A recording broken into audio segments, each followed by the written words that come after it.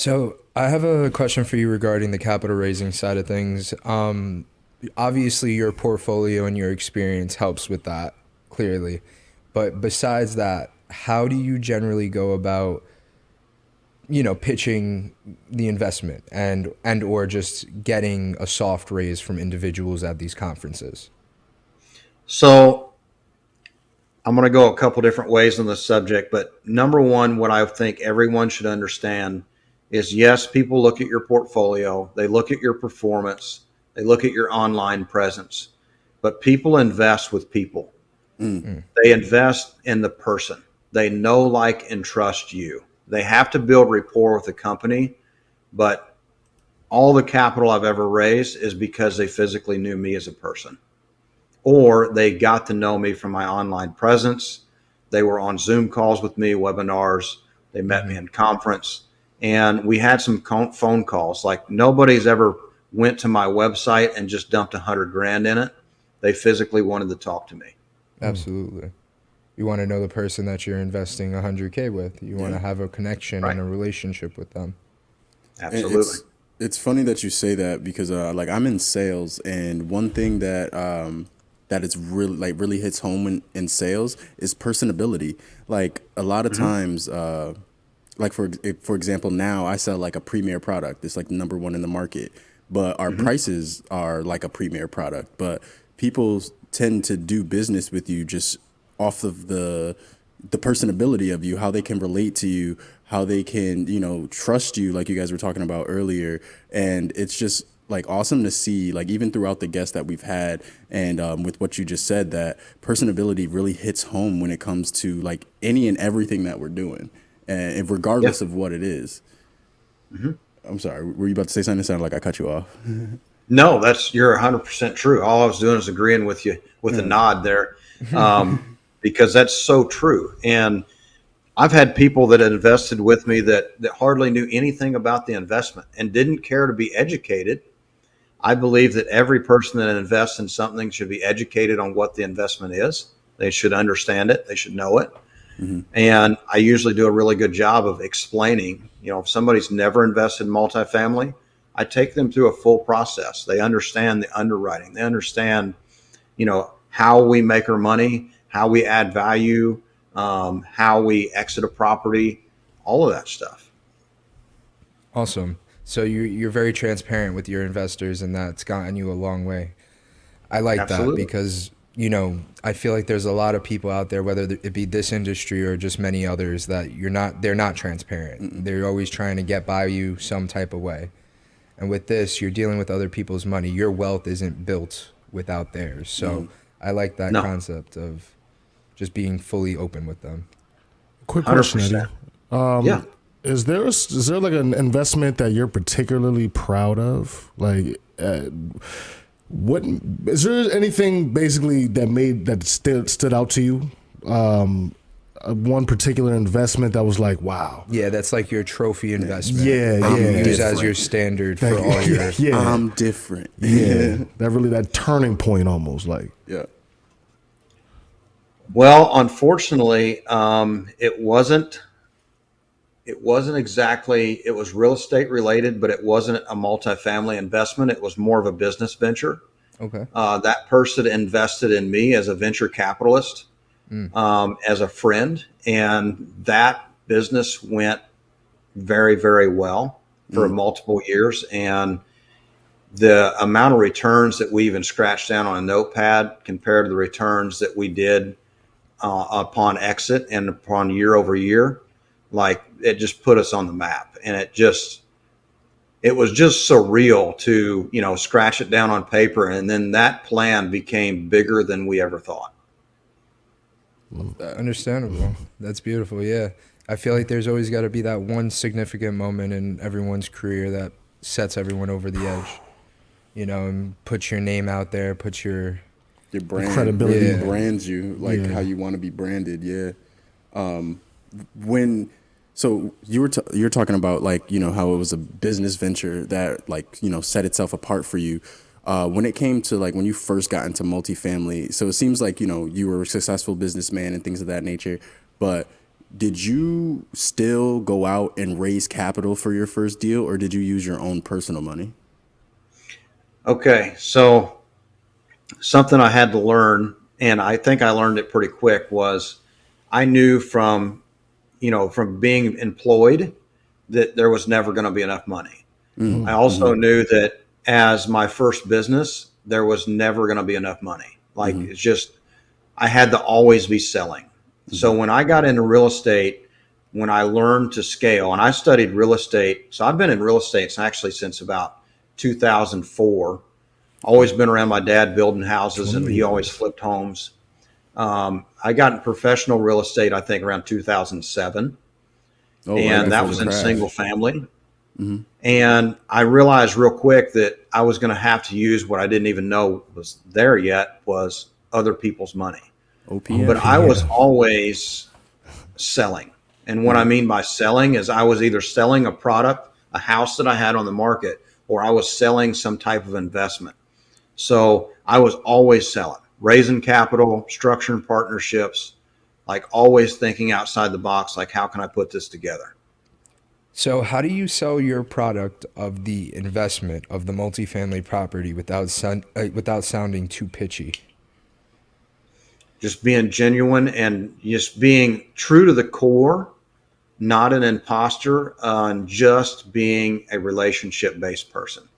So the So best way, back in my to opinion, go ahead. Sorry. no, back to what you kind of said before, just like the relationship and being open with them, like I was saying. Okay. Right. Don't sell anything that you wouldn't invest in yourself. You got to think about it as it's your money, and you have to be even more cautious that that's someone else's livelihood.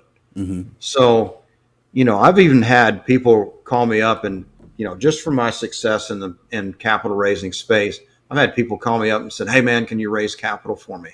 Send me the deal." And when I look at the deal, I'm like, "Man, you guys are selling snake water. This is not going to go well. I'm not going to call a single person on this." Yep. So they believe in it. There's the problem. And I just said, "Hey, man, I just don't have time." Understandable. Everybody's investments criteria and risk levels are different. And you obviously probably knew best on that situation too. So you wouldn't want to jeopardize your relationship for their crappy deal. I've never lost anybody's money, and I don't plan to. All right, now There we go. That's a good stat to have. That's a really good stat. Absolutely. Friggin' 100% batting average. Yeah, right. Like, you're hitting all home runs on that one. So how do you keep yourself personally updated with the, fast-paced changes and regulations in the market? I am definitely a person that's an education junkie. So I am constantly absorbing podcasts, financial books, reading threads on, Facebook and LinkedIn and stuff like that. And then I guess I got really lucky. I must be really respected because I have a lot of people that I have general conversations with that are great conversations and industry leading conversations in conferences and in phone calls and stuff like that. So I have a very good pulse and tone on the market. And I guess I've had a really good stomach for feeling what's coming and being able to be in a city and go, this is going to be a growth market. Okay, great. So you're kind of good at seeing the trends before they kind of hit, and you excuse me, I'm blanking on the word.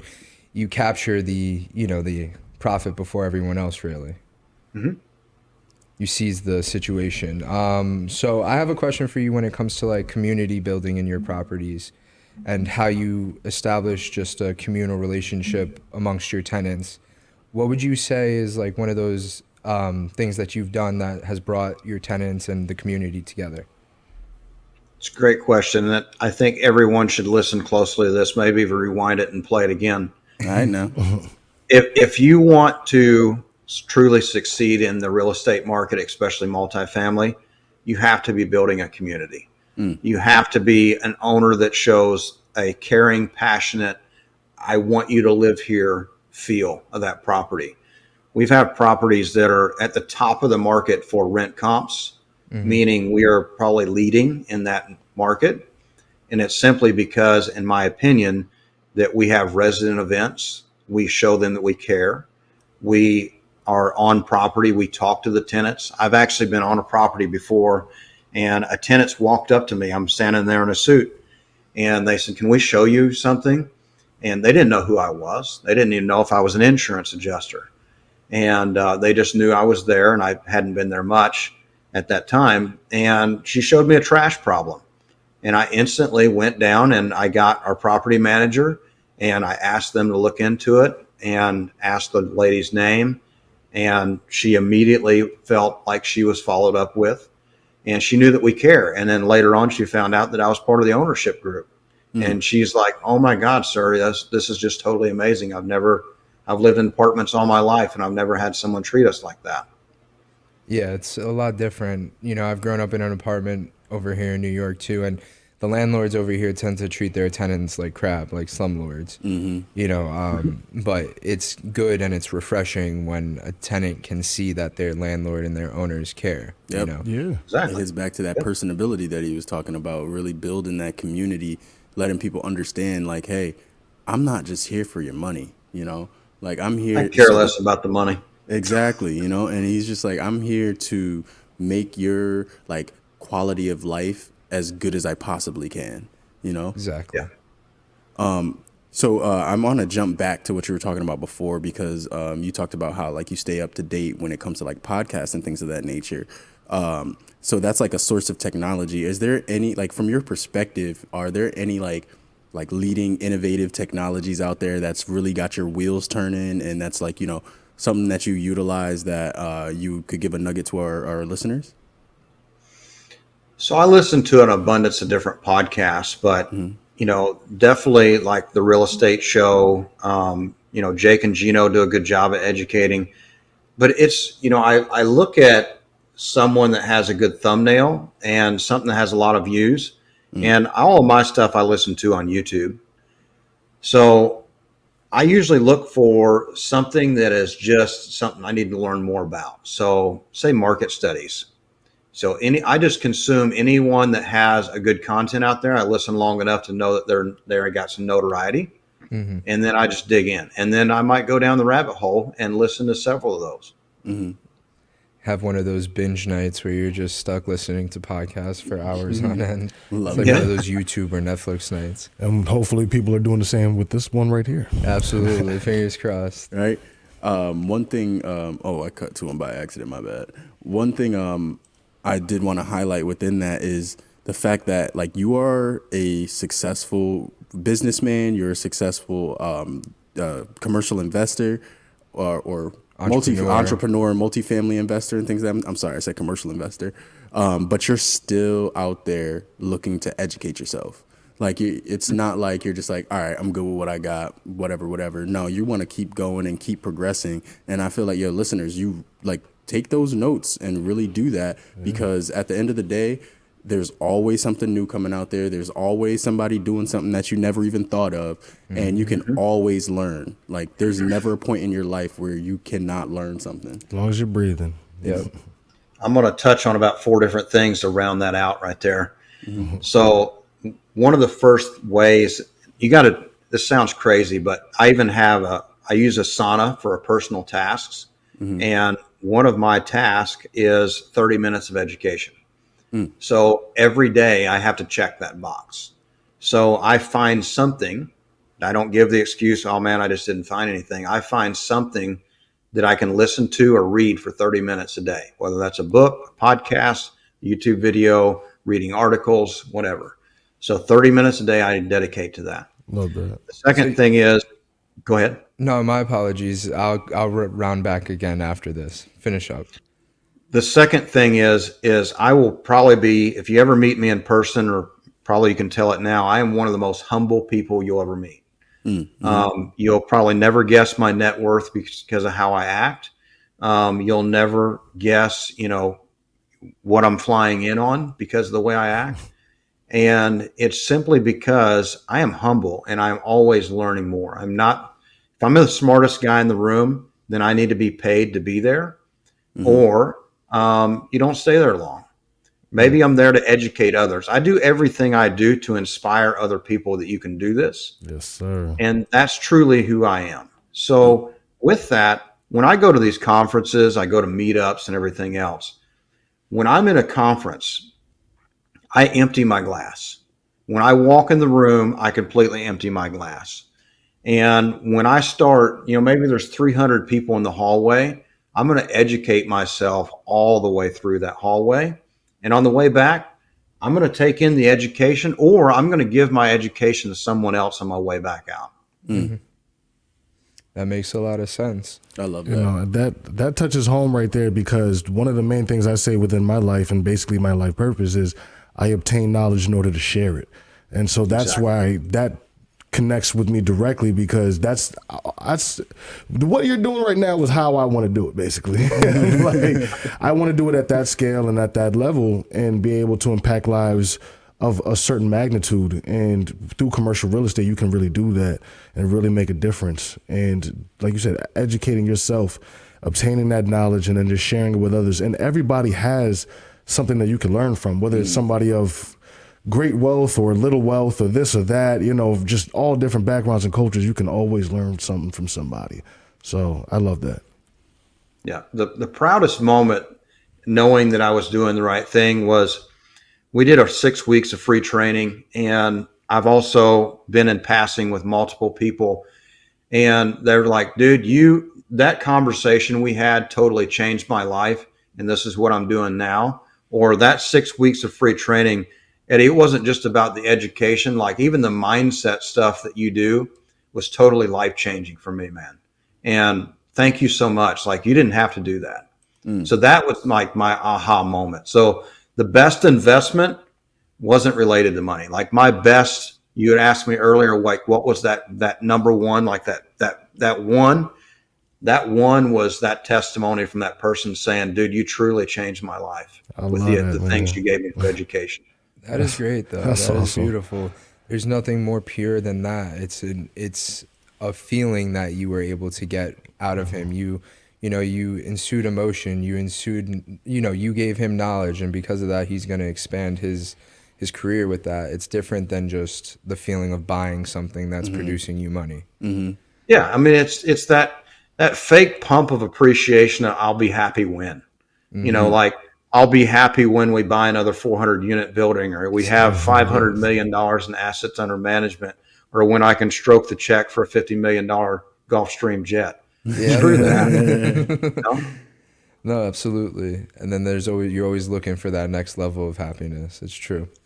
You're never happy.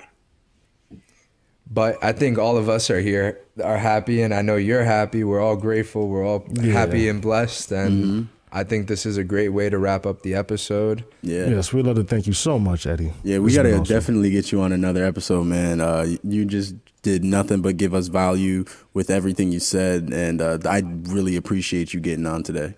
Yeah, it was anytime. I love to do this stuff. I love spending the time, and just being here and spending this time with other people, being able to educate. You educated me during this time, and it's just amazing. I think that more people should, just do this right here and listen to these things. And I'm ready for whatever you want to throw at me. Absolutely. Before you get out of here, where can everybody find you? The best way to probably find me or anything I'm involved with is just type in hashtag Eddie Austin BEX. The BEX to me stands for Be Extraordinary.